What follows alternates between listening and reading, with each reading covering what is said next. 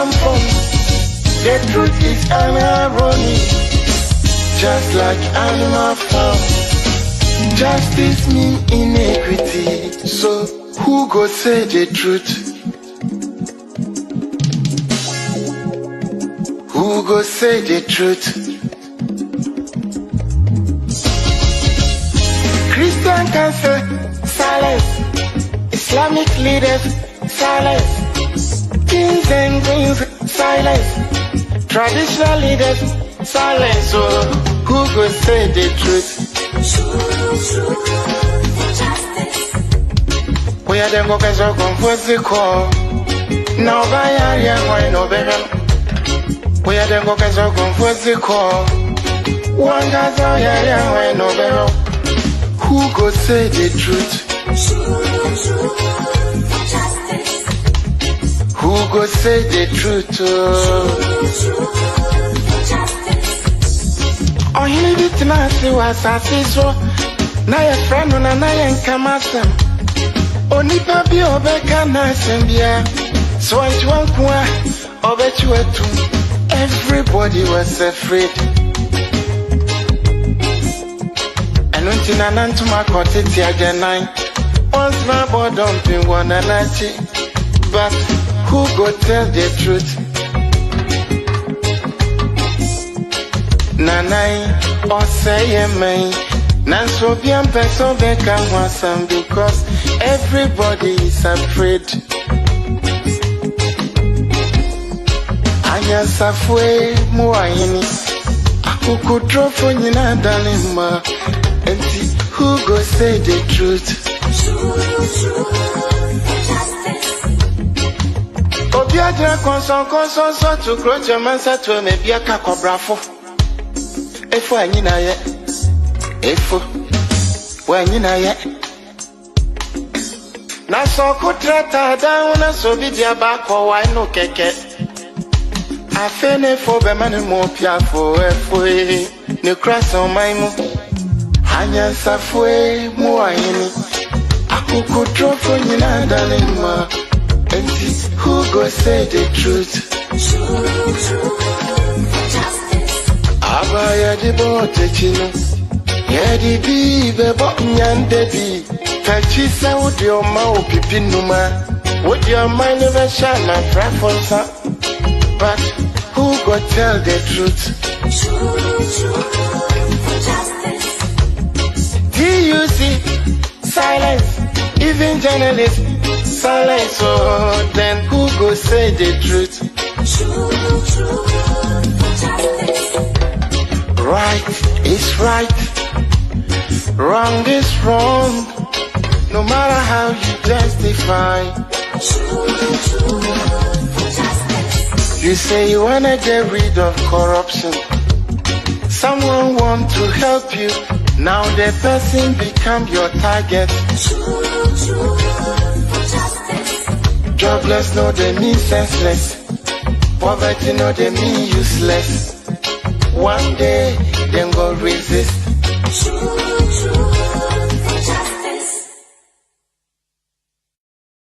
A very good evening to you all, and thank you for joining us on MyView Show live on today's Ghana News TV. My name is Sharon Pan, your usual host, and gladly we are coming to you live on Switch by satellite and on our social media platforms on Facebook, Instagram, YouTube, LinkedIn, all on today's Ghana News TV. We are equally live on Hine FM 98.7, the bright light of Easton, and King's Radio in Accra. King's Radio can be found on TuneIn or myradio.com. And you can equally follow us on Twitter and TikTok, as well as podcast on Anchor FM. Our viewers and listeners in the Tatali area, Northern region, can get our feed on Sakina Information Center and Jaframa TV in Rara in the OT region. Once again, it's a pleasure to come your way with MyView Show, where we usually share our views and ideas on pertinent issues pertaining to Ghana. Today, we have another wonderful issue we want to discuss: infrastructure. What is your stake? What do you think? Where is Ghana in terms of infrastructure development, and where do we move as we go into a 2024 election? Stay tuned. When I come back, I will introduce my guest to you, and then we'll take it from there. Once again, you are welcome.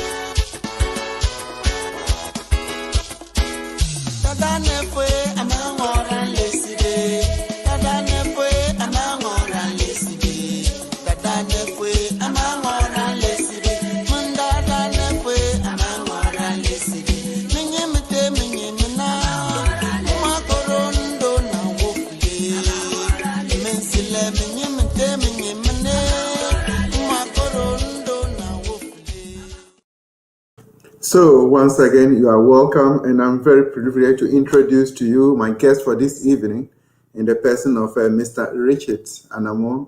He happens to be the former Director General of the Ghana Ports and Harbour Authority and currently the spokesperson on infrastructure for the National Democratic Congress. Mr. Anamoo, you are most welcome to our show. Yeah, thank you very much. Jeremy, it's great to be on the show, and best regards to all your viewers and your listeners across the world. Wonderful. We're also very privileged to have you because a lot of people have been talking so much about the manifestos of the two political parties, the NDC and the MPP. But more focus is on the NDC, as others say, what alternative that the NDC will bring in on the table as we go into election 2024. Well, basically, what does infrastructure really entails for our ordinary viewer? For every country on the planet, in determining the human beings determine its status of development, the first signal is the status of its physical infrastructure. And here we'll look at the buildings, the way the buildings are organized. How neat are they? How short are they? What is the design like? What colors are they using? Then the access roads to the buildings. When I say buildings, it covers everything from schools to hospitals to military security barracks, to residential premises, to commercial facilities, and all of these. Then we look at the access to these buildings. We talk of the access roads, whether they are in the rural areas, the highways, the urban areas. All of these are what we call the infrastructure. Then we come to the power generation. How is the power distributed? Where is the power? Are they dams? Are they fuel power stations? Are they power lines that is cutting across? All of these constitutes infrastructure.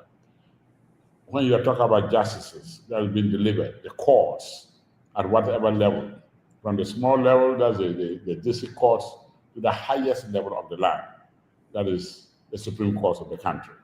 All of these constitute infrastructure.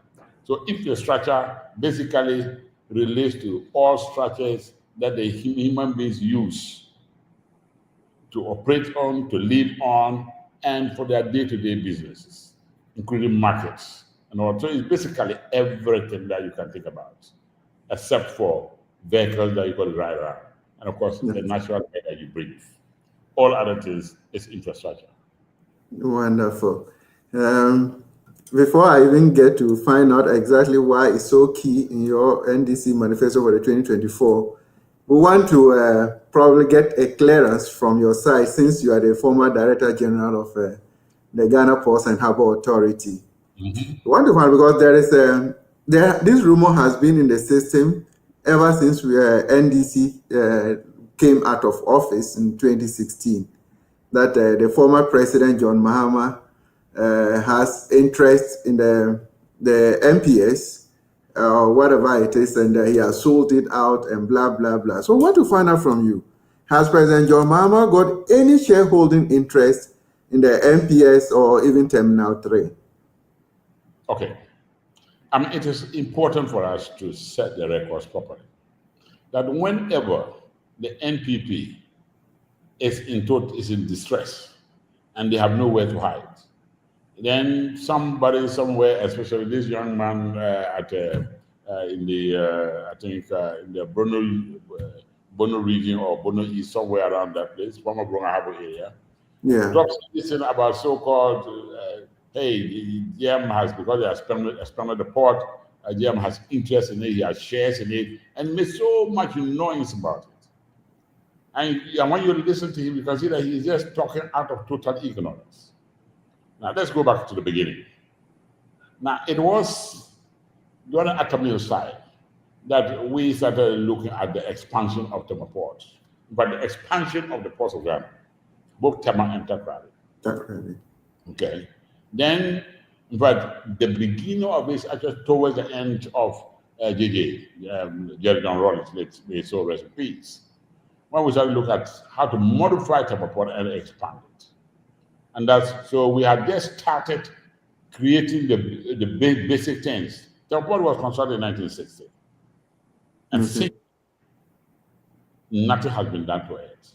So it was towards the end of JJ's time that we sought funding from the Dutch grant and dredged Tema Port, which was then just 9.6 meters to 11 meters deep. That was first to look at the existing port of Tema Port then. I mean, started by Kwame Nkrumah, to see how we could modify it, before we even think about expanding it. And so we dredged it to minus 11, okay, and started the expansion of the port. Then we lost power. Okay, we lost power. Now, when we lost power, all the things we laid on, these people came in, Kufuor came in, and just took over what we had started, because we had done everything, finished. We had dredged the place, they demolished the sheds, laid the foundation, the designs, everything. I was in the project engineer. Okay, then what happened? MPS was created out of nothing. MPS was created under the NPP. Meridian Port Services was created under NPP and not NDC. No, it didn't exist anywhere under the planet. Meridian Port Services is not a company that has experience anywhere as a terminal operator. It was created as a special purpose vehicle in Ghana under Kufuor's administration. Okay. So they came in and consulted, they came in and did the fiscal, and that's what they were just doing it for one bed, which was just about 200 meters long at a time. And for which they were giving 70% shares to handle all the containers in the port for the next 20 years. For the next 20 years, exclusivity in the port for the next 20 years. With GPHA taking 30% shares. MPS had not done anything. They had not done anything apart from just coming in to look at, to put up some few buildings, and that's all. Fast forward. From that period up till the end of Kufuor's time, nothing had happened again, apart from the MPS facility. So when we came back, we took the pieces that we started, because the vision at that time was to expand Tema Port. So we then took it and decided to expand it far more than we ever even anticipated. Because MPS 1 was at the beginning, inside the existing harbor. So we then went out into the open sea. Right, if you know Tema Port very well, it's Tema area, what we call Community Street Junction. Yeah. We went for about 4 to 5 kilometers to reclaim portions of the sea. And the layout we did, this was done by us. By that time, I became director of port. Became director of port. And we went out into the open sea to reclaim hectares of land. And not just to create just one bed of 250 meters length, but when I say bed, I'm talking about a parking place. Yeah, okay. Use of technology that most people. Yeah, for the ship. That's just the length that a vessel occupies when it's inside the harbor. Then we created this, and what we designed was capable of handling 17 beds. In other words, at full capacity, that expanded area could take about 17 vessels at a go. Okay. Right? Then we went out looking for investors. MPS said, look, we are prepared to do this expansion with you. So we said, okay, if you are prepared to do that, we'll permit you. And this was all under GM's period. I became the Director General. When GM became the then Director General, had retired. Okay, so I became the Director General. But I started it when I was already in the port, at the port level. Now, okay. I've been in the port for over 30 years as a civil engineer. So this is all that we're talking about were things that were designed internally by GPHA staff. So we invited, we allowed MPS to come out, and they said yes. We gave them the opportunity to develop 4 beds out of the 17 beds, and not just what they did in the first area, but to reclaim the sea and construct the breakwater and dredge the new port from 0 to minus 16 meters deep for berthing and minus 18 meters for total navigation. That's access channel and all that, including the access roads, everything. This is how we then, otherwise, we went in and amended the 2004 agreement under KUFOR. And what was amended? No, to take care of the carrier. And when we amended that, and all of these RAP was done by GPHA with me as Director General and our boards. Now, then we said move to say, look, there was a need for us to have access roads. And that is where GM had a keen interest in that, because he was more interested in the motorway, because that's access to the motorway was a big problem. Was a big problem. So he said, look, DG, you and your team, can we annex the motorway to this project? And we said yes. So we put it there as one of the preconditions, for getting that project going. And MPS gladly accepted that. Because we made it that if we don't, then of course we look for other people who could do that. And they said they are prepared to accept it. We said, okay. So the entire motorway from Tetekwashi to the port area, right down to the harbor, was part of that master plan. Everything, together with the new facilities that are going to be done. Mm-hmm. All of these, and I'm telling you today, Gerald, that I signed the documents. GPHA staff negotiated with MPS management. The conditions of every single sentence that was put inside there was by GPHA staff. I want to say GPHA, I'm talking about as a corporate entity. Yeah. Yes. JM did not come in to negotiate with anybody. No. And we were only amending the existing concession agreement. It was not a new concession. We were just looking at what has started in 2004 by then President KUFOR. We went inside and amended it to seal the current position. So when by amendment, we then put in 2 conditions following this. But the negotiations, because of the monetary aspects of it, everything took about almost 3 months for us to conclude. Because here we're going to spend over $1 billion. At that time, when KUFOR came in and did that and gave it 20 years, they only spent about $250 to $300 million. That was all. For which they got 20 years. With only just one bed, more or less, 2 beds. Yeah. Now we're doing something much deeper, in deeper waters, bigger than 60-meter draft of vessels. These were the biggest vessels that could fly along the west coast of Africa. So this is what we did. And JM had no single interest in all of that. Everything was according to the shareholding. And of course, when you take shares, you've got to file them. Yeah. And MPS is not one company. MPS not one. GPHA has shares in MPS, which was 30%. The rest of the other teams, okay, including the shipping lines, okay, in with Bolloré as a member of the shipping line. So it's not like MPS is not one entity that you can negotiate with.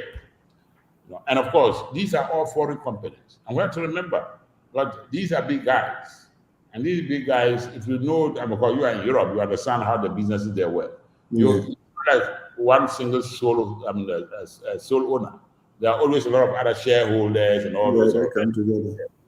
And you cannot do anything and hide it, because whatever you do, because this was, remember, they were looking to fund this. They needed to get financial support from external bodies like the World Bank and the IMF, private funding. And of course, if the IMF is going to be involved, then your books must become clean and clear. Definitely. But there was no way by which they could have gone behind to share, issue shares to anybody, and file those shares somewhere without the World Bank knowing about it. No way, that's impossible. And GPHA, we were dealing with our share of it, and that was not in any way reduced by the presence or the expansion of the port. No. So we did all that and signed and completed, and they agreed to do what we had planned for them. That is the motorway plus the port expansion. And all of this was supposed to be completed. The motorway was supposed to be completed as part of the port expansion work. I am telling you today, that nowhere did JM come in to say, "Oh, look, you guys, whether behind the door, under the table, that's going to get even 0.001%. No, it's absolutely false, because shareholding is not something that you can hide. Yeah. Hide that, because you can't. The money has to be paid, and apart from that, their accounts are subject to audits. To audit, yes. GPHA has the right to go audit their accounts. Because GPHA is the grantor. Okay, Ghana Ports Authority. Ghana Ports Authority was playing two roles. It's played two roles in that concession agreement. It is a shareholder. So on the table, it sits as a shareholder. But at the same time, it is the grantor. So I hope you understand the grantor, that's who grant the concession. The concession. Yeah, that's right, to the concessionaire, that is the MPS. And as a grantor, the master grantor and the owner of the property, they have every right, it is included, that we can audit their accounts. So I challenge anybody to go into the MPS account. Of course, they are in government now. So they can go in and audit their accounts. Get MPS account, because they are in government now. Go into the audit account and audit every single financial dollar that has gone through, and see where that dollar has gone to, the revenue and everything. That's the surest way by which you can tell whether a GM has shares inside it or not. Yeah. So all those things that one Abroyan or something is being shouted about. Abroyan, yeah, is all absolutely nonsense. It's all absolute nonsense. And so when they came into power, the first thing they did was to try and abrogate that project completely. I'm telling you as a fact. So they went to the air, did all sorts of things, and the current minister for Greater Accra, Titus, was leading a crusade and all those sort of things to abrogate it. So I was made to appear before the so-called Great Economic Management Team led by Vice President Bawumia. Yeah, that's right. I sat down there with them in the flats up in their current Jubilee House. I sat down there alone with them, with the minister and all the other people there. I didn't even go with any former GPHA board member. No, I was alone with the entire great management team. Ajako, all those names whatever, all those big great team, they were all down there. When I spoke Finnish, and I didn't go with any document, I just faced them face to face. But women was sitting directly opposite me. Look at my face. I spoke for almost about 45 minutes, described the genesis of that project. When I finished, I'm telling you, no question. There was absolutely no question. Nothing. And that was the last time they started talking about that project. Then after that, Kenneth Odeta led a team to visit the place. By that time, the project had gone very far. In fact, I think it was almost, it had been completed and commissioned. When when Ken Operator led the team and they got there, in their own words, Ken Operator told the management that they didn't believe they were in Ghana. Wow. When they saw the layout, when they saw the crane, when they saw the keys, and that time there was a vessel, the fourth, fifth generation vessel that has about 40 something meters wide. They didn't believe they were in Ghana. And that was the last time they started talking anything about this. My simple question is, if JM, I've been asked this question before, and what I'm saying that if JM has even, I will not make it even 0.001%. Okay, this is case. After all, let's follow the Rollins principle. Go, Kiss me, okay? Kiss me so that I will die. Okay? I'm saying that he hasn't got anything like that. Kiss me so that I will die. And when I die, then my body. The same thing with JM. If JM will even have even 1%, even 1%, even 0.00001% of shares in it, kiss him and kiss him. And then yeah. So I'm telling you, there is nothing. It's absolutely, he's talking. But you see, this is a very important because it dovetails to what we are going to talk about today. Because even under our current economic situation, this project started because it was intended to capture the trade. We designed it to capture the trade along West Africa. And our target was to go into America. So that from here we just sail straight to America or to the Western world, So this was a target. And they are really getting that. So that from Ghana, you are moving down to South Africa and then to Asia. From Ghana, you are cutting straight to South America. When I say Southern America, and then the West Coast, East Coast of America. That's where the traffic is. And I'm telling you, they are doing it. So what we call transshipment. So even though the economy of Ghana is going bad, NPS is doing very well. For which they are giving, that's giving money, millions of dollars to GPHA. And the Minister of Finance has turned around and prevented GPHA from utilizing that money. And they are now diverting it to other projects. If we have time, we can talk about those things.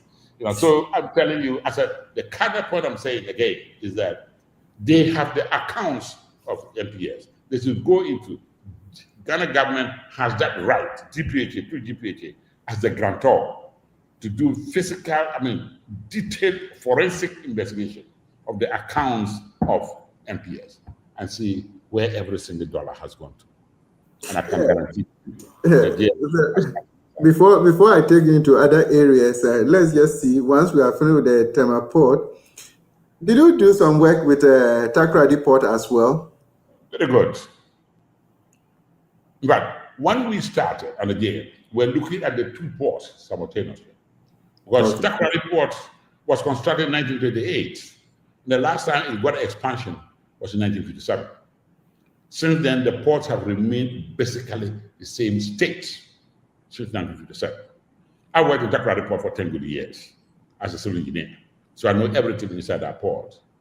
So during our time, we decided to review, restructure the port. Because 1957 at that time, we didn't have, present-day state-of-the-art vessels coming in. The draft at that time was, in fact, Takoradi port, the maximum draft was about 8.6 meters.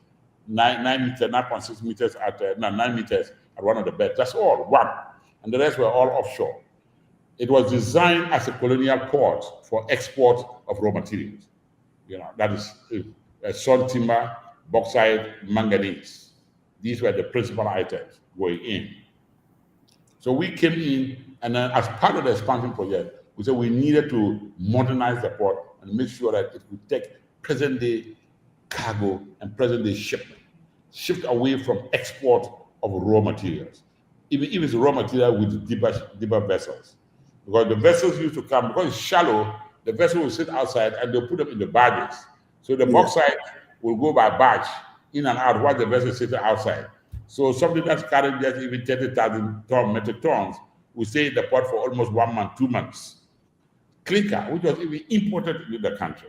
This clinker vessel will come in, and then a barge inside the port sit at one shallow, deeper area in the middle of the port, and a barge we'll be collecting the clinker, moving up and down from the clinker bed to the up. I mean, it looks very primitive. And here I'm talking of right up to what 2014, 2016. 2016.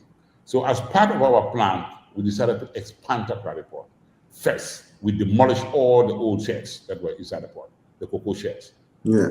We moved that out to cocoa board reconstructed sheds outside the port. So we said we're going to change the face of Takrady Port. So we did that. Then we expanded the breakwater, because we needed to reclaim portions of the sea to create new terminals. So we expanded the breakwater by 1,000 kilometers, 1,082 kilometers. That's what we did, it's report. To just almost identical to what we've done in terminals, but in a different format. We did that. Then we then designed a place for the reclamation so that we could create terminals and created a jetty, designed a jetty where vessels cannot come in with a deeper draft. We wanted to make Takrady in a way that it could reasonably compete with Tema Port. It could have an alternative port, to Tema. And of course, take traffic away from Ivory Coast, so that people don't, because of course it's on the west side of Ghana, so that it could take traffic away from Ivory Coast. That was the whole objective. And also to make sure that we could take container, if you get to know, most of the containerized cargo had to be coming through Tema because of deeper draft situations. Okay. Yeah, because most of the vessels could not enter Takrady Port. So containerized, because cocoa was no longer going by bags. If you go by bags, it were bags in container. So there was a need for all of that to be changed so that bigger vessels could go to Takrady. So we designed all of that. And all these were under me, under JL.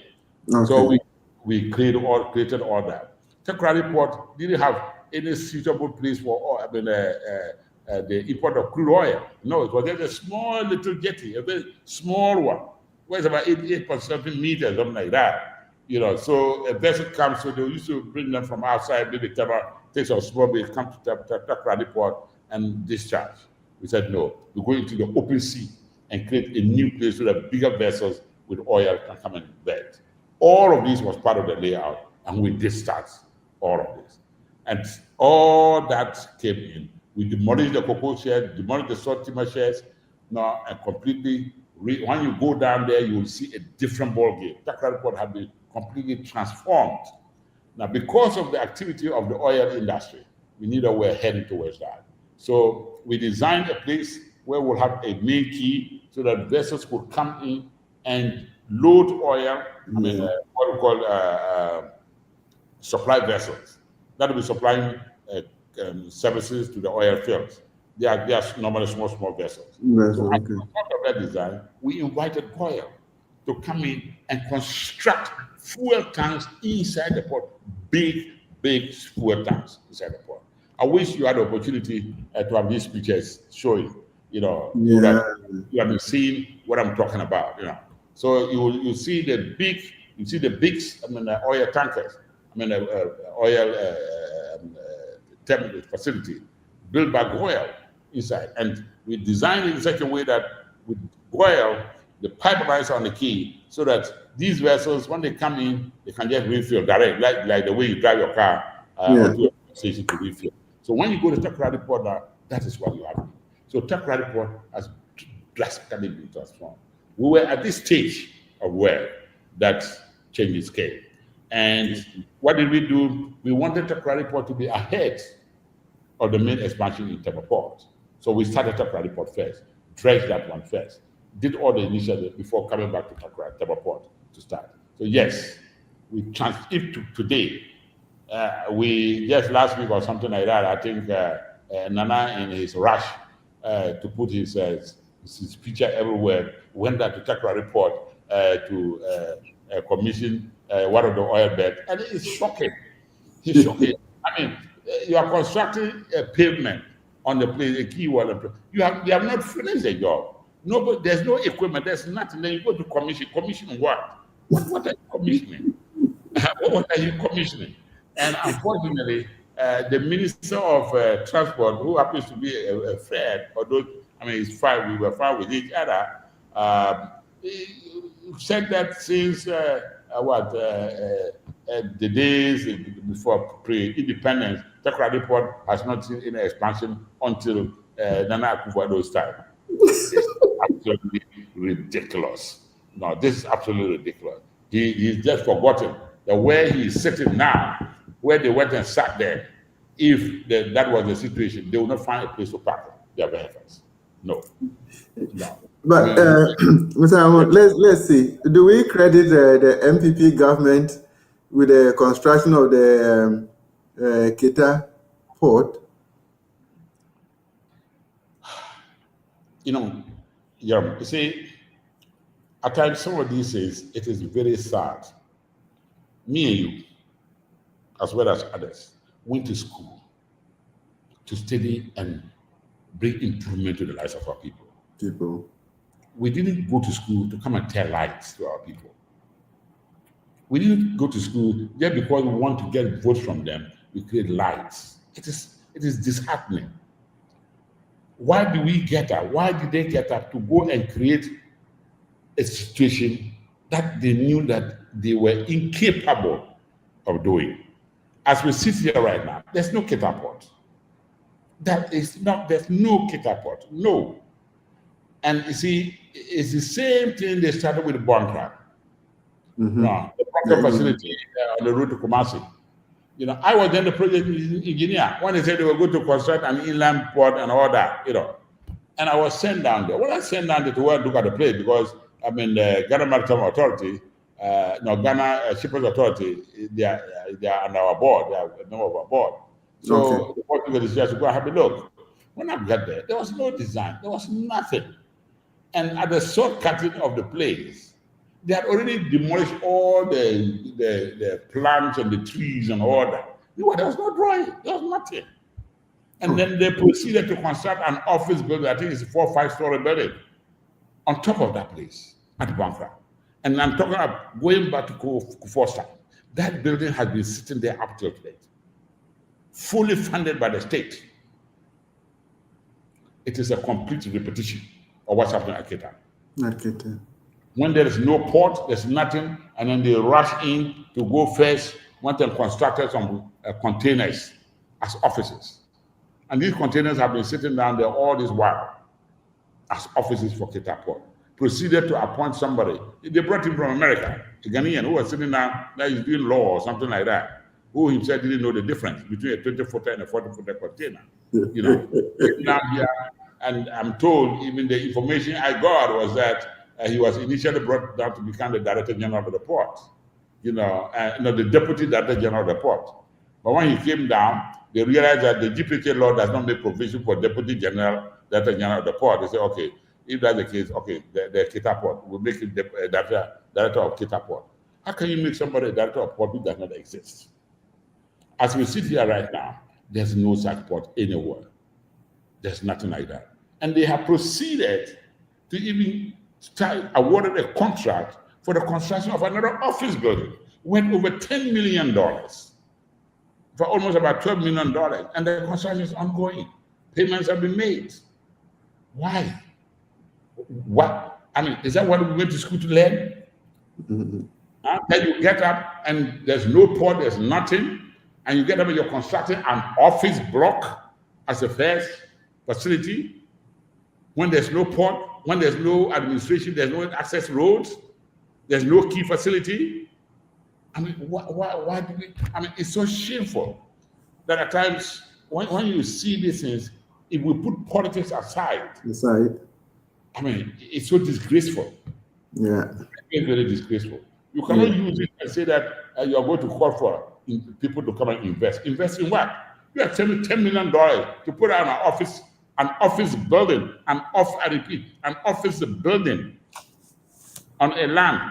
You have already wasted money, the taxpayers' money, in paying somebody as Director of Port for 8 years, who has no business doing than sitting down in the port, running around with fuel in a vehicle with secretariat and traveling. He's been traveling all over the world, also as a port manager.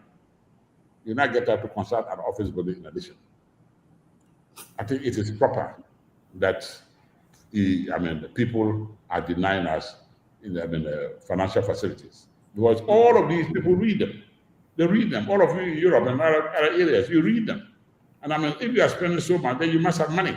Yeah. Now, if you get up and spend $10 million on an office building for a facility which does not exist, for a port which does not exist, then don't come to us looking for a grant, a loan. No, it doesn't make sense. I am telling you, and I'm telling to all your viewers, that there's nothing like that. Wow. And I can tell you that it needs thorough study. We need to thoroughly study the whole dynamics of it, because we should remember that Tampa Port is big, and our next competitor, which is Togo Lomé, has also constructed another port, also big. Okay. So we are sandwiched here between Abidjan to the west and Lomé to the east. So we need to look at it and ask ourselves, now, what sort of port are we going to construct in Qatar? That's not a commercial container port. If anybody talks about that, it's subject to serious debate. And they have wasted the taxpayers' money and put up that office facility there. It's a disaster. It's a disgrace. It's beyond causing financial loss. That's true. Now, before I even take you out of this issue of port, one last question on port. The Vice President, Dr. Baumia, promised the people of Central Region or Cape Coast precisely that they were going to construct a harbor for them. Unfortunately, his boss, the president, said there was nothing of that nature in their manifesto. Is it even feasible to put up a harbor in Cape Coast? Well, let me tell you, fortunately, because as the civil engineer of the port and growing up and becoming the director of the port, we started looking at the future use of our maritime waters.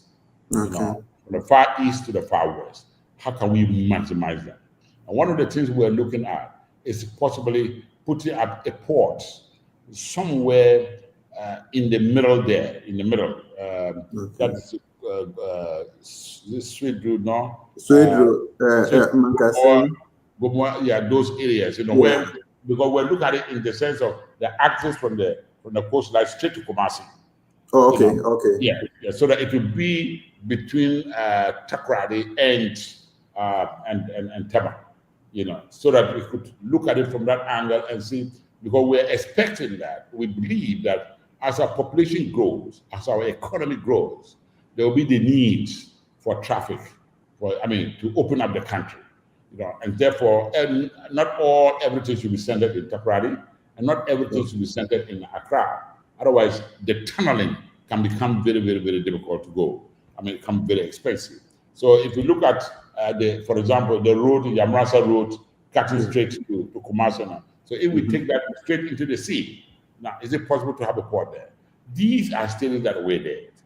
Some years back. All of this is just at the preliminary stage. There's no design anywhere for a port along within that zone. No, there's nothing. There's no design, nothing, absolutely. The best that you can think about are fish landing sites, where we have some of the old, of course, we know our coastline is basically fish. Yeah. And all, Axim, Mori, there are a whole number of them, right up to Keta. Keta is also another place that we could even put up a big Keta fish. It's one of the major things that we looked at, in those years, which we even handed over to the MPP. So I am telling you that there's no plan. The ports are designed and constructed by GPA, Ghana Ports Authority. To the best of my knowledge, there's nothing like that. We don't have any feasibility report. The best I can tell you is that I sent people to go out and do a preliminary survey of sites first, to look at areas along our coastline in the western region, central region, to see where they will have minimum development, settlement. Because as much as possible, we try to avoid having to relocate people, with all the consequences of life. Apart from that, there's absolutely nothing. So whether he was just in a kind of childish, excited mood, to open his mouth saying they're going to build a port. You're the vice president of the country, for God's sake. Where do you get up and say you're going to build a port? There's nothing, absolutely nothing like that. And of course, going to talk about another airport. Where is this airport? Located at where? Where is that? Now, and that airport coming from where? Is it from Accra to that place or from outside to that place? These are all things that it's like political season. So you go out and say anything you want, get the people excited, and they can vote for you. I think it is time that Ghanaians begin to question politicians, especially the MPP, about some of these loose, childish statements. Building a port is not something that you should deceive the people. And I believe that the people should now realize that unfortunately, his old boss came on the air to say that, no. He's not aware of anything like that. He's not aware of it. It's not in their manifesto. It is not in their study. There's no paper. DPT has not said anything about that. So where do you get up and say you're going to build a port? And you say that so firmly, so strong, that anybody looking at it will believe your whole story. This is too unfortunate. Very, very, very unfortunate, So what I can say is that it's sad, but there's nothing like that. There's absolutely nothing. There's no single, no. The best they could have done is we are going to, they're interestingly, they went ahead to do some funny construction at Elmina. Tried to do an expansion of the board. Unfortunately, they didn't do the engineering properly. And that whole thing got washed away. That's total cost to the state. And they went ahead to even, appoint another director. I think because of the attack on the Keita, they didn't make it a director. They made it a manager of the manager of Elmina Fishing Harbour. Elmina Fishing Harbour has been there from the days of Kwame Nkrumah, and the local people have been managing their affairs. So why do you get up and appoint somebody as a manager of Elmina Fishing Harbour and the GPHA? What are they going to do? And to the extent that they now go ahead and pick one of the GPHA senior managers and made him advisor to the manager. You have one manager advising another manager. So they are just there. And I am told that because there's no facility, all these guys are sleeping in hotels. Can you imagine sleeping in hotels? All these are the cost to the taxpayer. For goodness sake, why is MPP doing this to our country? Why? What crime have Ghanaians done? Just because they voted into power? It's too unfortunate. Too unfortunate. Well, Mr. Anamoo, the NDC has laid out, let me say, a very ambitious infrastructure plan in your manifesto for the 2024 elections. In fact, these plans are actually structured to address pressing economic challenges and they support long-term growth with a focus on especially transportation, energy, water access, urban development, and all that. How do you intend to achieve this in a country that is bankrupt as a result of the current administration?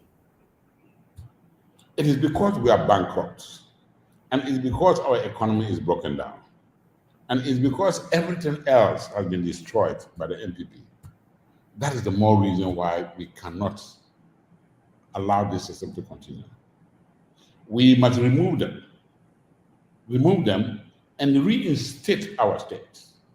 We remove them and tell the international community, based on our past records, that we want to reinstate our country, get our country back to the way it was. Let them know, fortunately, we are coming back with a leader whom they have done before. At the time that the people were, look, MPS was built with $1 billion, not from government funds. Not from government funds. That is exactly. You have to make that clear again. Yes. Because everybody gives his government funds. MPS was not built out of government funds. Not even with what we call sovereign guarantee. No. I am saying it because that was one of my cardinal weapons. The GPHA will make sure that things are self-financing and government is out. So when you're coming to do this, saying don't ask for sovereign guarantee. You take the risk, we give you the opportunity. You are not interested. So all that they have done, if the economy of Ghana gets bad, well, they lose. Full stop. It's the risk they take. And their financiers were prepared to take that risk because they believed in the sincerity and honesty of the government. They believe in the future vision of the country. It is only when investors believe in you, they can look into your eyes and believe that what you are telling them is true. They read everything. I mean, we know them. They come in, they read like we are talking. So that is the first cardinal point. That is why when you have even gone through war like Rwanda and destroyed everything, but when they look into your face, they look at Kagame's face, and they can believe him, they can trust him. That's why today Rwanda even has an airline. An airline. Rwanda, an airline with several planes. From where? From which economy? From which economy? That is what we are talking about. So we are coming with that track record of trust, that track record that we have done it before, that track record. Because you can do everything that you want, but if you cannot be believed, investors will go out. If they cannot trust what you are doing. So yes, GM is coming back. GM is coming back because there's the evidence, the track. He doesn't need to prove. He doesn't need to prove that he constructed Terminal 3 at the airport. He doesn't need to prove that. He doesn't need to prove that he constructed a number of these, hospitals. He doesn't need to prove that he constructed a number of chip compounds across the country. He doesn't need to prove that. But the evidence is there for them to see. He doesn't need to prove that when he said he was constructing a road, he actually constructed the road. He doesn't need to prove that. All these things that he did, he didn't have to go and force and commission any project which did not exist, which had no basis to be commissioned. No. He didn't need to prove that, the IMA, the International Maritime Hospital, the Bank of Ghana Hospital, these were all facilities. Of course, why did the Bank of Ghana build a hospital? Compare a hospital to a 40 or 50-story building, which is sitting up there. So this is total waste of money. So my answer to you is simply this, that we strongly believe that the international community will listen to us. We strongly believe that we have the capacity to get the investors back into the country. We have the capacity to let them see our books, open up, and tell them that this is what we need to do, and do it. And remember that we cannot do, it's not money that we are going to consume by ourselves. All this government has done is to just recruit human beings into the government services because they're not creating any businesses. All the things they said, one factory, one village or something, where are they? How many people have they engaged? Where are the factories? How many people have they engaged? Nothing. So all that they are doing is busy employing a lot of people to the security service, police, military, fire service, the prisons. All the government staff are overstaffed. GPH, for example, they had recruited to the extent that Temaport alone, the number of staff that we have in Temaport alone is far more than the number of staff who were in GPH when I was there as Director General, both Tematakra combined. The staff alone in Temaport. Meanwhile, there's no traffic. The traffic has dropped drastically coming into Temaport. So what philosophy is that? How many ministers have they got? Look at the number of ministers. And all these, and when you go inside, you have ministers, you have deputy ministers, you have deputy director generals. They are created in all the government institutions, special advisors to the ministers, special advisors to the director generals, and all of these, special advisors to the fishing harbor manager, all of these, this is all dropping into the coffers. JM is saying that, hey, this must stop. This will stop. So first and foremost, he's going to cut down the size of the government. Cut down the size. He stated that clearly that he's coming with about 60 ministers. 60 ministers and not more. And these 60 ministers will then be looking at the entire economy. So even by doing that, a lot of things are going to be cut down. A lot of unnecessary expenses are going to be cut down. But hold it. That's just one part of the story. The other thing is that GM has also stated that he does not intend to come in and start projects just by saying that, okay, because we are in, we start this project. No. So we look at all uncompleted projects all uncompleted projects that were started by governments. And when I say governments, we are talking since the overthrow of Kwame Nkrumah. So we have a program that is already running live, and we are picking data on all uncompleted projects across the entire country. We are not interested in who constructed which government and we are selecting. No, all uncompleted state projects or abandoned state projects. We are gathering data now, and we've already learned that, and we have gone very far. In fact, so far we covered almost about 60 to 70% of all that information. So James said that we're going to gather all this and look at them. The uncompleted hospitals, the uncompleted schools, the uncompleted chip compounds, the uncompleted facilities in the various universities. But recently, last week I was in Tamale. I was in Wa, and while driving through Wa because of the graduation ceremony, I saw a very big structure sitting there uncompleted. And this building, I'm told, is a library, which is supposed to be like the Barn Library of Legon. It's been sitting there for decades now. We have not touched it. And there are several uncompleted projects across the country. All these, we're going to capture them, and then plan to look at, put them in order of priority and see, one, either should we revisit and complete that project? Does it need updating because, lifestyles have changed? So these are all the things that will help us reduce the problem. But above all, talk to the international community. Let them, we strongly believe that our people will come back. We strongly believe the investors. There's a lot of money outside sitting there. I remember when I was talking about expanding Tema Port, the same questions were asked. Where are you going to get the money from? Because at that time, if you recall, we only had the whole Ghana was looking for $3 billion. $3 billion. Chinese $3 billion said. And GPA alone was looking at $1.5 billion for Tema Port and another $500 million for Takoradi Port. So GPA alone at that time were just looking at $2 billion. $2 billion. Yes. And people ask where we're going to get the money from. But I can tell you, when we presented the proposals, and I am telling as a fact that when I presented the proposals to the business community in Amsterdam, and when I presented the proposals to the business community in America, you know what the Americans told me? That they were looking for a project not less than $500 million. Wow. Yes. And in Europe, we have more than necessary. And that's what gave the impetus to MPS to believe that project was viable. The issue is, do you have a plan? Do you have a viable plan? Do you have a plan that is intended to stimulate? So the issue is not about getting up to construct an overhead bridge in Tamale. What for? You go to Tamale and there's this huge overhead bridge there sitting in the middle of town that nobody's using. It's a disaster. Just because you want to please the Tamale people. Or you get up and you are constructing, spending money on Buankra or Kitaport and a whole lot of bridges across all over the place.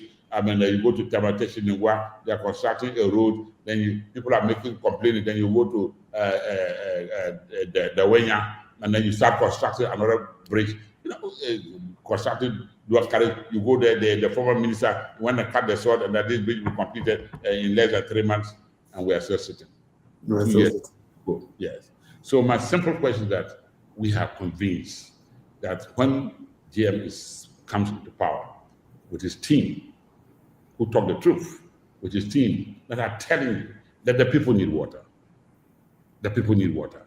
The schools are there, they have to be completed. People need education. There's electrical power. The one who got to talk to power is a different ballgame altogether. Yes.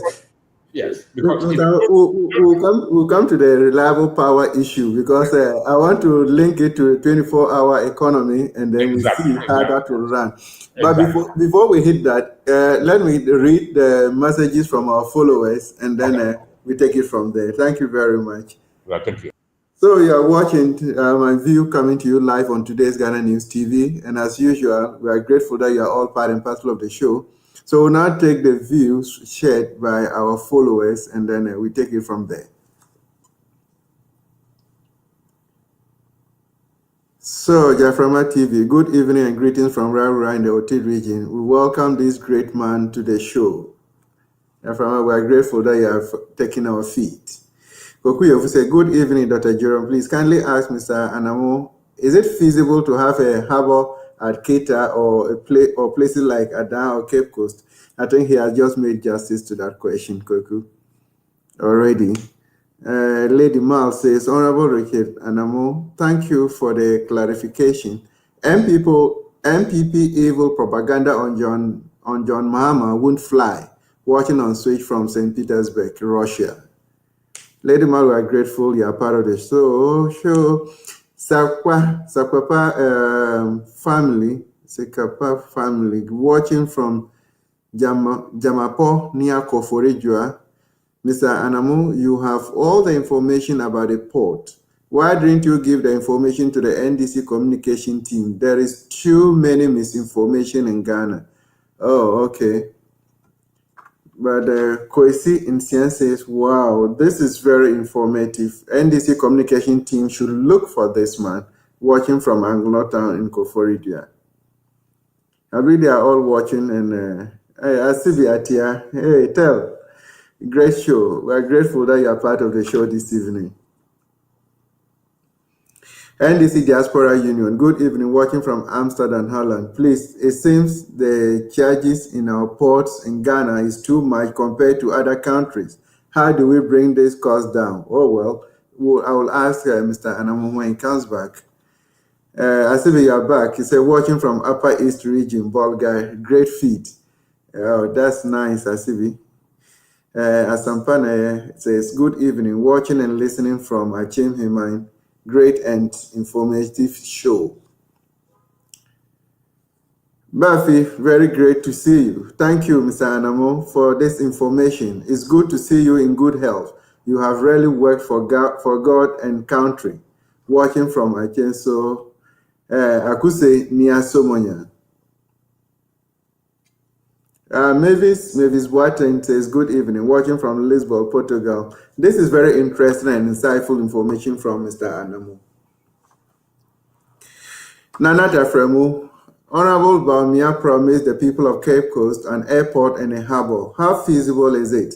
Watching from Tatali Northern Region. And Nana, it has been answered, and I'm sure you are very satisfied. Bob Kempin says, Well, practically, the Bunkra Inner Port was an idea of Rawlings' government, watching from Paris, France. Okay. Patience Daku says, good evening, watching from Hamburg, Germany. Please, what is the NDC new solution to our ports? Well, you have virtually the same question as the other person talking about the cost. Ghana Himfie says, I'm watching and listening attentively from Bosunso in the Fantiakwa South District. We are getting information tonight. Good job today, Ghana News TV. We're grateful. Fans TV, good evening, watching from Aflawa, Volta region. Oh, Omar Dennis says, good evening, Dr. Jerome, and great Honorable Anamoo for giving us a very elaborate analysis of the situation. All this Yanum that has driven our beloved country to the ditch are a bunch of shameless looters. Anyway, their days are numbered. It shall come 7th December 2024. Freeman says, Ghanaians are waiting patiently for the return of the NDC and John Dramani Mahama, watching from Manzania, who... Oh, Honorable Umar is back. The Yadum should come and listen to facts and wisdom, not their so-called we have the men rhetorics. That is very true, Vice. Oh, our popular tea seller, Nyame Yao, says, please, is it possible to run a 24 hours economy on our ports? Watching from Nkonta in the Oti region, I'm the popular tea seller at Nkonta Lorry Station. Okay, that's another thing. Vice is back. Wow, Dr. Jerome, please, I wish today's program shouldn't come to an end. But we still have some information coming out right after that, then we can call it a day. So now we come back. This is today's Ghana News TV, and MyView Show is coming to you live. And we have no other person but Mr. Richard Anamoo, who is the former Director General of the Ghana Ports and Harbour Authority, giving us more information on what is going on. Now, I want to have him back, and then we'll find out, because enhance productivity and efficiency. That is a catchword in the NDC manifesto. Reliable energy infrastructure supports industries, businesses, households, ensuring consistent production and service delivery. Now, my point is, what are the plans of the NDC to achieve such infrastructure since the 24-hour economy is anchored on it? Now, thank you very much, John. There are some one or two questions that people have asked. Yes. About the cost of the. Let me go to first bunker. Yes, bunker might have been something sitting in the old. Let's go back to even Jerry Rollins' time. But it was premised on the fact that the rail line, bunker is based on the fact that containers will leave the port from Tema by rail to Bankra. Stop there. No. Okay. It was not Bankra. Bankra has never been planned from, and let's be very clear about that. I mean, the original place that Ghana Shippers Authority went to was Fumisua, I think a place called Fumisua, maybe I'm not pronouncing the word properly, the property. It was when they were challenging that they moved down to Bankra. But the interest was to create an inland port, okay? But that's premised on the fact that there will be rail transportation from Tema to Kumasi. Okay, our rail line is dead. I repeat, the Eastern Corridor is dead. It's going to cost us billions of dollars to reinstate that rail line. And to reinstate them to the current standard gauge or dual gauge system that you can have two trains running at the same time and all those sort of things. There's absolutely nothing there. Nothing. So if you have not done that, and you are getting up to sink money in a terminal far away from the port that is close at Buankra, and you go ahead to construct an office building during President Kufuor's time. That office building was completed in Kufuor's time. We are sitting up today. We are still putting up the terminal. You cannot construct a terminal when you have no access road to the place. Because even if you finish, you cannot take containers there because there's no rail line. And of course, don't pretend and don't tell anybody that the containers will go there by road. No sensible person, no articulated driver, no owner of container will get up, pick his container from the port by trailer, and then go and put it at the bunker. and what happens next? So that the owners of the goods will not come there and pick them from. And then that articulator will go to where? Will go back to Tema, or you go back to Kumasi, go down to Kumasi. So there are some of these that I keep saying that, did we not all go to the same school? These are basic things. You don't need to have a doctorate degree to understand that it doesn't make sense to what you are doing. So that is the first point. So the bunker, as it's been done now, is a total disaster. It's a total waste of state resources. Absolute waste. Even if they had used that money to support the access roads, to complete the roads, that would have given me much more reasonable than go ahead to sink that money there just because you want to convince some people that you are reclaiming the land, and then you are told that Asante Hini that you are going to tell them. Fortunately, our noble Asante Hini, he's a technical man. I know what I'm talking about. And he is a technical man, and he understands the basis of this. Now, to the port, cost of goods passing through the port. Port authority is not responsible for cost of goods passing through the port. It's a pure Minister of Finance matter. How much duties you pay is all a question, the custom duties and all of that. Unfortunately, this government, where Bawumia was singing to the top of his head, to shouting at top of that they'll move from taxation to what? To production. Unfortunately, they have moved from taxation to triple taxation, to multiple taxation, that nobody knows when this taxation will stop. And so all goods coming to the port, the taxes have gone from one morning to 2 times, to 3 times, to 10 times, and now we don't know the count. That if you pass your goods through the port, you have a whole list of about 25 to 30. And what is making things even worse is the fact that you have, the National Health Insurance and then the VAT system is calculated And the VAT is, you pay VAT on national health insurance when you bring your goods to the port. You pay VAT on ECOWAS, ECOWAS levy. You pay VAT. I mean, you ask yourself, where did these people learn their economics? Where did they learn their finances? So the cost of goods passing through the port is primarily 100%, put it that way, is as a result of the taxation. And so the Ghanaians are no longer confident with even our own economy. So what do? They pass the goods through our neighboring ports, Lomé, and bring the goods by roads. So naturally, what do? You now have the port is dry. It's dry. During our period, when we were there, the port was booming. It was booming 24 hours. At the time we were leaving office, by evening time, the motorway was choked. By evening time, the whole place at the beach road going to Tama, to Accra was choked. Yes, the whole town was busy, very, very busy. The port equipment, that's why we equip the port. I mean, high level equipment. Today, the ports are sitting down there dry. They don't have equipment. They have denied them the use of the money. So Port Authority, as I said now, hasn't got equipment to the extent that all equipment in Takoradi was moved to Tema. All equipment in Takoradi was moved to Tema. So these are all the things that. So when it comes to cost of services, it's purely government. This government has just used that as a means to increase the revenue. The only thing is that we don't know where that money is going, and that's the challenge. And that's when we take over. When GM takes over, that'll be one of the first things to look at. Where has all this money gone to? So now the next one. So now we want to look at reliable energy infrastructure. Yeah, 24-hour economy is our bedrock. GM says that he's got to move this economy to run on the 24-hour heel. What does it mean? Let's go back to the ports. The Port Authority over decades, and if people don't know, from the beginning, has always operated 24 hours. 24 hours. Because the Port Authority is part of the international business community.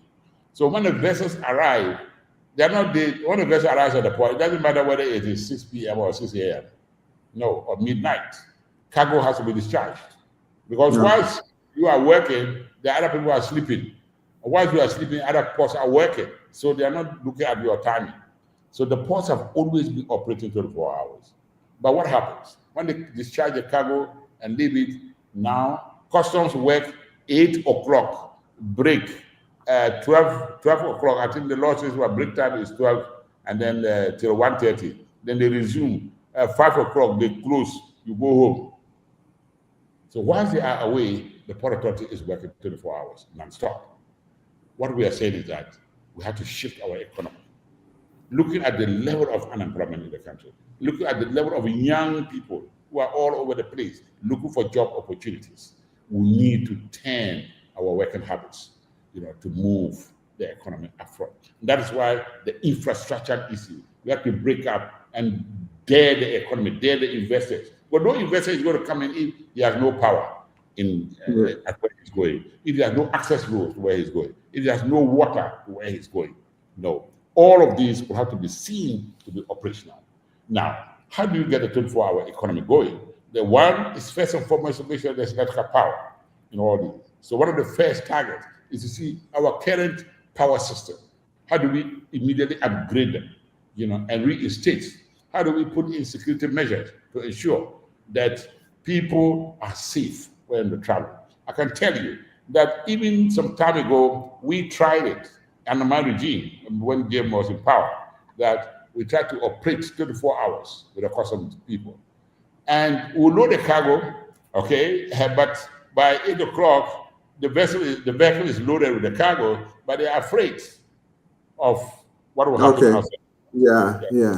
So you see that the truck drivers will refuse to go out. So they will stay at the port inside, just for safety reasons. Even if they go out, they will stay around the port area because they believe that that's more secure. So all that we will need to do, and our GM's team is working seriously behind that, is to make sure that the routes, look at them, the routes, to make sure that the routes are safe. that wherever we go, whether we can provide even means to the extent of, instead of putting security people to stand to work 24 hours to guard a statue of a president, a living president, we'd rather put the security people to guard transit vehicles that are on the move. That is what GM will be working towards. So then, of course, we have the various other industries that will come up. Those industries will need power to work. 24 hours means there must be electrical power. So our first major focus is to see that power systems. How do we get all these IPPs that independent power producers that they claim that were not necessary and all that, and that we brought them because we have excess power in the system. Okay, they have started working. There's no power in the system. There's no sufficient power. So one of the major things that GM will be doing is to sit down with these independent power producers and talk to them. That the confidence which they had in him that brought them to Ghana, they should reinstate that confidence and trusting that the people of Ghana are looking for opportunities to work. They should produce the power. And whatever system that are put in place, we've got to make sure that that is absolutely done. That we're not going to give out contracts to people who will just come in and do all sorts of shady deals. A job that's supposed to just cost 500,000 will be multiplied by 3 to 5 times. That his chief executives and other people would amass so much wealth, and so much that even their mates and other things would have access to be able to fetch some and go away. No, he will not do that. So the 24-hour economy is centered on these principles. That one, security will have to be assured. That 1, 2, there's electrical power distribution. That 3, access routes would also be available. These are the cardinal points. And of course, give incentives. Jim has stated that a number of times. Give incentives. But if you are operating beyond certain hours, then your tariff should be seen to be lower, because by that time, domestic consumption, will also be lower, because people are asleep and all those sort of things. And you should be able to move. So these are the incentives. And of course, it's not like GM is not saying that from day one, he's sworn in 7th January, by 8th January, the whole country is going 24-hour economy. Certainly not. What he said is that we'll identify certain businesses and graduate them, transform them, and move them gradually. Where they'll be doing the 24 hours, other people will be coming in, and a whole lot. And these are there, we've got the pharmaceutical industries, a whole lot of them. Now, whilst we are looking at upgrading the power distribution system, training the fire service, and training the security personnel, we're not going to be wasting money on, we're not waste money on training police people, buy motors for them to be running around the streets like what we have, sitting at junctions and then arresting people because they cross traffic lights. Now, what is all this? That's not what those young boys need. Something better than riding on motorbikes and think that they have got a job because they just want to be there and say they are MPP people. You cannot sit on that motorbike and take care of your children's school fees. No, you cannot do that. You cannot sit on that motorbike and think that your social security benefits will be good for you when you go on retirement. So these are all the things that we are talking about. So for the 24-hour economy, it is absolutely necessary. Now, and we'll go in, why shouldn't we be playing football, entertainment? Now, why shouldn't we be playing football in the nights? Why? The floodlights, all the floodlights are gone. Even the contracts, Honorable Abrakwa put it on TV. Where contracts were awarded for the renovation of our stadiums. What has happened? Nothing. Sekedi Stadium is standing down there. Meanwhile, about 20 or 40 million cedis have been spent. The Arab Stadium, the same thing, have been spent. All of these areas, absolutely nothing is happening. I can trust you that there is record evidence. You cannot, because James was in government. None of his chief executives has been picked up because they were supposed to spend some money and they didn't spend money. No, none. All the few ones that are, the 1 or 2 that are picked up, is all, when you go into the history, it's all kind of fabricated, trying to pick on because of kind of as a political witch hunting, let me put it in the simple terms. So the 24-hour economy is the goal that, for example, why shouldn't buses are running? How can a country like us, that you are traveling from Kumasi to Tamale to Boga, and you are afraid on the roads? Why? What is that? That you are traveling from Accra to Kumasi and you're afraid that people can dare stop you, and have the authority to seize. I mean, recently, some people were traveling from Bolga to Wa, and they were made to stop at every junction, show your ID card and all those sort of things. But what is all this? We are living in a funny state of the world. The most important thing is that we should provide effective security. We've got to look at our systems, and JM is going to do that. And because he has done it before, he has the evidence, he has the opportunity now. And don't forget, people talk about there's only 4 years. I mean, 4 years. 4 years is more than enough, because he's not going to try that somebody wants to be given the benefit of try as from a driver mate, and to not attempt to be a driver.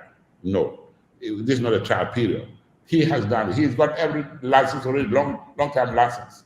So that is why, if you watch very carefully, STC buses scarcely had accidents because they were using mature drivers. And everybody wanted to join STC buses. You understand? Yes. This is what we are saying. We are calling on people to join the NDC, because the NDC is the STC bus of this country, with trained, well-experienced men led by jail. Wonderful.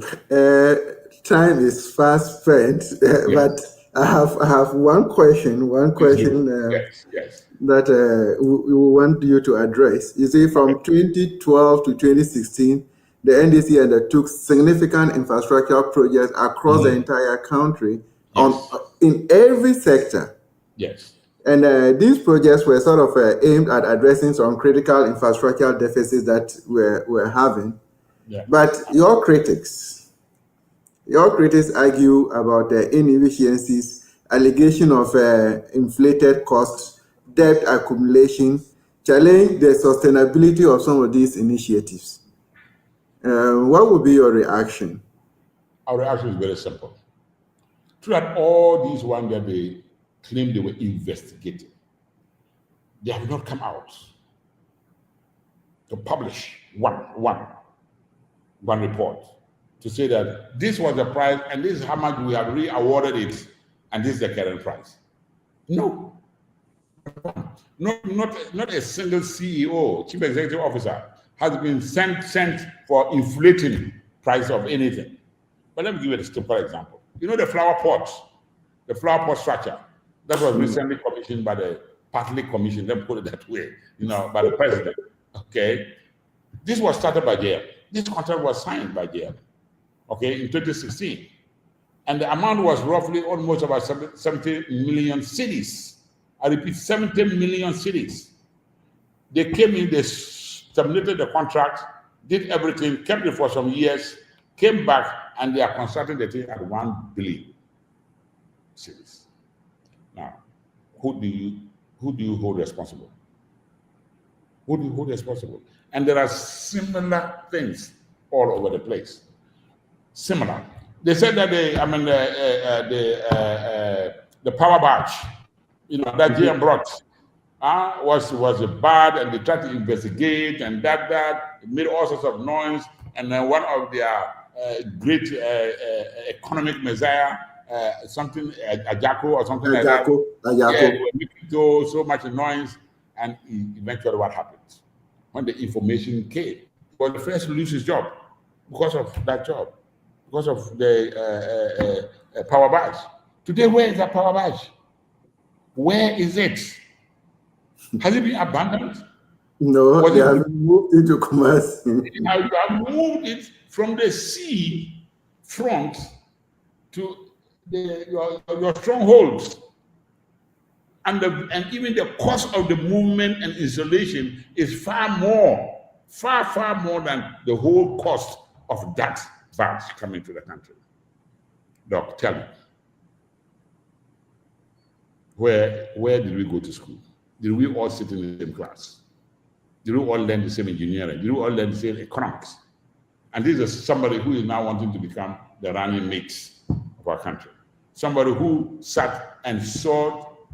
Why didn't you just call the Turkish people with the who wanted plants in Kumasi, come survey and put a plan there? Why didn't you do that? Because whatever happens, there's still power required down south. When I say down south, that's along the coast. But that's where the business is. Why did you do that? You saw that it was simpler and faster and better for you to just move this plant to go down there. But you were the very person who condemned jail for this plan, for which somebody lost his job. Somebody lost his job. One of your economic messiahs, one of your great guys. So what you said is, I'm like, hey, all the things that they spoke about this, none of them, they'll not be able to prove any of them. No. We were dealing with delivery. We're dealing with quality delivery. We're dealing with delivery on time. And our things were open and clear. We are not, no. I mean, the ports, all the things that we did, the hospitals that we built, the airports that we constructed, the roads that we constructed. I mean, that's why I'm just giving you the example of the flower port. Yeah. From 17 million to 1 billion in 8 years. Take the motorway. The motorway. We signed the contract. I signed the contract. It's supposed to be part of the MPS project. The motorway was going to be constructed with 3 lanes in, 3 lanes out, without the taxpayers paying anything. No. We are sovereign guarantee. No. And they're supposed to be constructed as part of the MPS project, but it will be finished. What have you done? You stopped it. You stopped it completely. With this guy who is, the attack, because he says in Tema here, when you come to Tema, the road to his house is first class asphalt. In Tema, first class asphalt in Tema. The motorway was stopped. Throughout from the time he came minister until his left, the motorway remained as it is. Now, who has caused increase? Today, you have awarded it to somebody and nobody knows how much it is. Now, he spent the whole 3-4 months clearing something around left, right, just to prove that, he has been awarded the contract. Why are we, the question is, so anytime I drive on that road, now because I live in Tema, and I got to go to Accra, meetings and other things, I feel sad for my own self, more so as an engineer, more so as somebody who signed this document. Yeah. I said, why is this happening to my country? Why? GM weeps for his own country because he comes down, he sees these things, he flew over the air, he knew, and I'm telling you that at the time we're leaving office, drones had been brought in and we had done the area survey along the roads. All was set for it to go completely. What has happened? This is where we are today. Sir, that is a wonderful presentation this evening. I think all our viewers are so excited and they wish the time we could still go on, but sorry, we have to bring it to an end. But as the spokesperson on infrastructure for the NDC, we give you the opportunity to speak to the people, and we have some few days to the national elections on the 7th of December. What should they expect from the NDC? Well, my word to you all on behalf of JM is simply this. JM is coming back to reset our country, to pick up the pieces, all that he started with, all that he's done, the things that he took over from late Professor Mills, and the road that he has set for our country. He's going to reset them. He's got his team, he's got his people that are behind him, he's got the real Ghanaians who are good. His fear, his cry, his nightmare is the number of youth who are walking about there with no hope for the future. That the number of people who are leaving the country, the nurses, the teachers who are running away, leaving our shores, no hope for the future. The various businessmen and women, the various enterprises. We have been told, I'm told reliably, that Societe Generale is even packed out of the country. NIVA has left the country. A whole number of other companies are leaving the country. It's like we are declared a dead state. This is the nightmare of jail. I'm here to tell you that he says I should tell you that he will reset and restate our system and lay the foundation. He has the plans, he has the man, he's done it before. He's got young and old, and gentlemen and women who will take the mantle. And he is coming, don't talk about this for 4 years, because he's not coming in to now steady. He's coming in to continue from where he took off and to redesign and refocus our attention. He's coming in to appeal to the international community that Ghana is a country that is worth doing business with. I'm aware that several Canadians have been told have left the country, are not doing business in Ghana. But I'm told that the maximum that a Canadian businessman can spend in Ghana is about $5 million, any investor. That is terrible. He is not there to tell you lies. No. All the things that he has put and announced in the manifesto are intended to be clear and severe and clear and certain. So his prayer for you is that please, for the sake of our country, for the sake of the generations to come, let's vote for John Dramani Mahama. Let's bring him back. That is our hope. That is our best bet. He has done it before. We are not talking about trying to impose levy, and when you have imposed levy and the economy is getting bad, say, oh, when I come to office, I will remove it. What is preventing you from removing it now? He is not.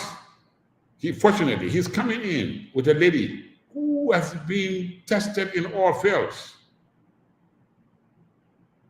Our prayer for JM is that come that day, come and vote. If you are in Europe, America, China, whatever, fly down, spend your money and fly down to Ghana. If you cannot vote there, come down to Ghana and vote. We need your vote.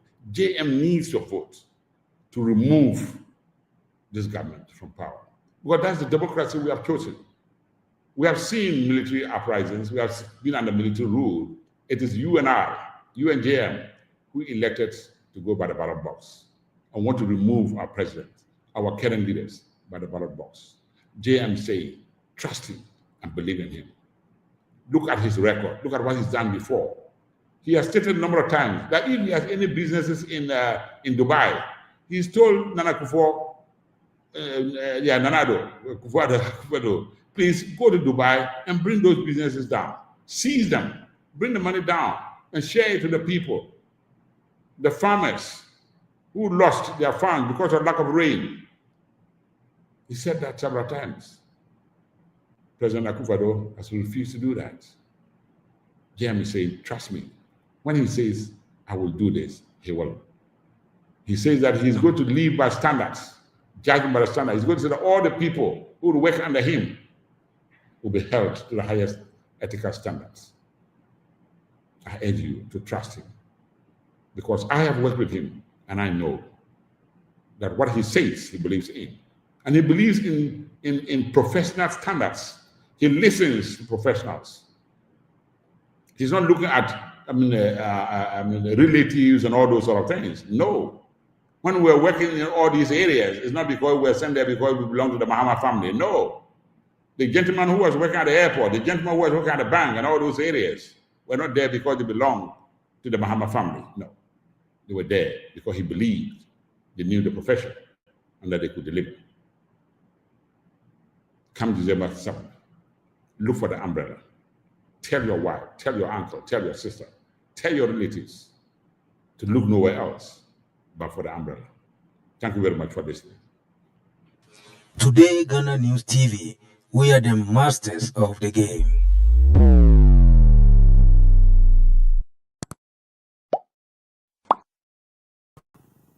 Wonderful. If you have not subscribed, please do that. So press that subscription button so at every point in time you will get that notification. That has been a wonderful chat with Mr. Richard Anamoo, who is the former Director General of the Ghana Ports and Harbour Authority and the spokesperson of the NDC on infrastructure. We have been looking at the agenda of the NDC in going into the elections 2024 and the plans that they have for the Ghanaian people. Remember, he has made a clarion call. Your vote is very important, and he's asking that you should trust JM because he has done it before and he has what it takes to do it again. That is the clarion call for you We're going into an election 2024. Look at your present predicament, look at your present conditions, and vote wisely. He says, vote for JM. The ball is in your court. Play your role, and Ghana will be a better place for all of us. Thank you once again for joining us, and until we come your way next week on another edition of MyView Show. This is Jerome saying good night and goodbye, and thank you very much. Bye-bye.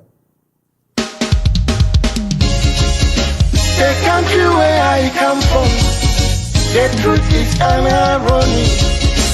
Just like animal farm, justice mean inequity. So who go say the truth?